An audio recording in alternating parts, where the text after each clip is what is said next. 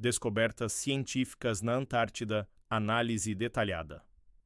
A doutora Helena Vargas, uma climatologista renomada, observava a tela em seu laboratório de pesquisa montado nas profundezas do continente antártico.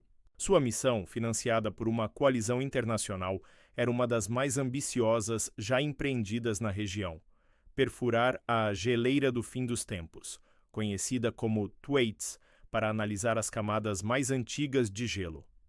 A equipe de Helena, composta por alguns dos mais brilhantes cientistas do mundo, incluindo o engenheiro russo Dmitry Volkov e a microbiologista chinesa Dra. Mei Lin, estava à beira de uma descoberta sem precedentes. Dmitry, um homem calmo e metódico, foi o primeiro a perceber a anomalia. As leituras do seu sonar de penetração de gelo, projetado para mapear a topografia do leito rochoso subglacial, estavam erraticamente distorcidas. O que deveria ser um fundo de rocha uniforme exibia uma complexidade caótica. "Helena!" ele chamou, a voz grave e calma. "Há algo aqui que não está nos mapas. É uma anomalia em grande escala. Parece uma rede de vales e montanhas, mas as leituras de densidade são estranhas." A doutora Lin, com seus olhos fixos na tela, acrescentou: "A leitura de assinatura biológica está aumentando. Algo está lá embaixo, algo que emite um pulso de calor." Helena sabia que tinham tropeçado em algo grande. A anomalia não se parecia com os lagos subglaciais já conhecidos. Tinha formas geométricas que pareciam desafiar a natureza, como se tivessem sido esculpidas intencionalmente. Impulsionada por um misto de curiosidade científica e adrenalina, Helena autorizou a perfuração do gelo. A operação, perigosa e demorada, durou semanas. Cada metro de gelo perfurado era uma vitória, um passo em direção ao desconhecido. Quando a broca finalmente rompeu a última camada de gelo e atingiu o vazio, os sensores da sonda enlouqueceram.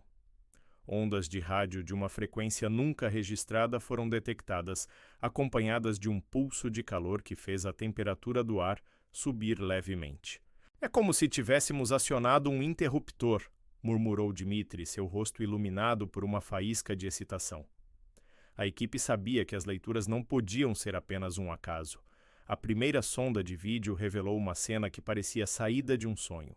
Não havia gelo, mas sim uma vasta caverna, iluminada por uma luz bioluminescente que emanava das rochas e de estranhas formações cristalinas. O ar era respirável e, para surpresa de todos, morno.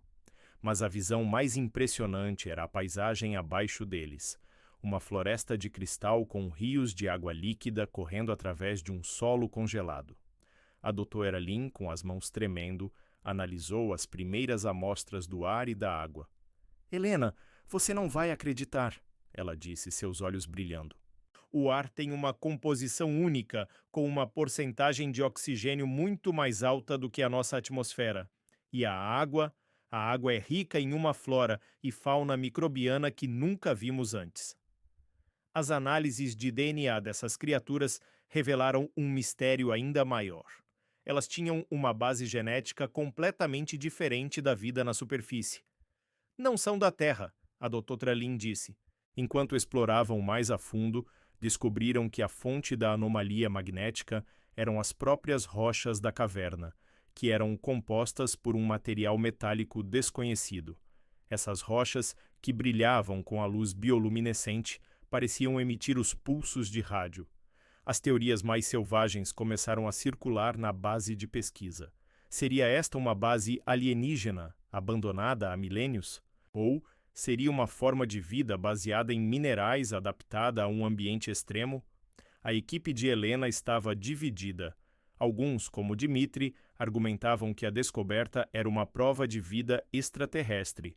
Outros, como a doutora Lin, acreditavam que a vida poderia ter evoluído de forma independente, adaptando-se a um ambiente tão único. Helena, a pragmática, acreditava que a resposta estava em algum lugar no meio. Esta é uma oportunidade única para entender como a vida pode prosperar em ambientes extremos, aqui na Terra ou em outros planetas, ela disse, tentando acalmar os ânimos. A tensão aumentou quando eles descobriram que os pulsos de rádio estavam se tornando mais frequentes. Eles estavam ficando mais fortes. Os cientistas perceberam que a perfuração e a exploração estavam interagindo com a caverna de alguma forma. A vida microscópica na água e nas rochas parecia estar respondendo aos seus movimentos, a seus instrumentos, à sua simples presença. Helena e sua equipe perceberam que não eram apenas observadores, eles eram participantes.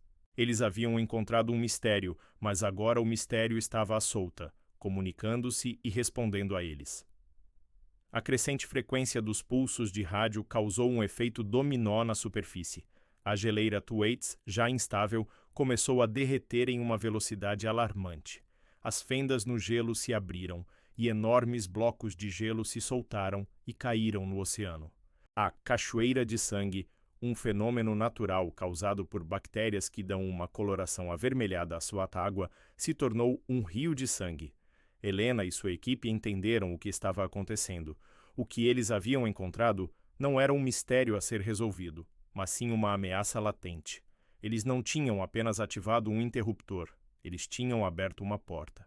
Eles tinham despertado um ecossistema inteiro que estava hibernando há milênios, e agora, com a sua liberdade, a Antártida estava reagindo.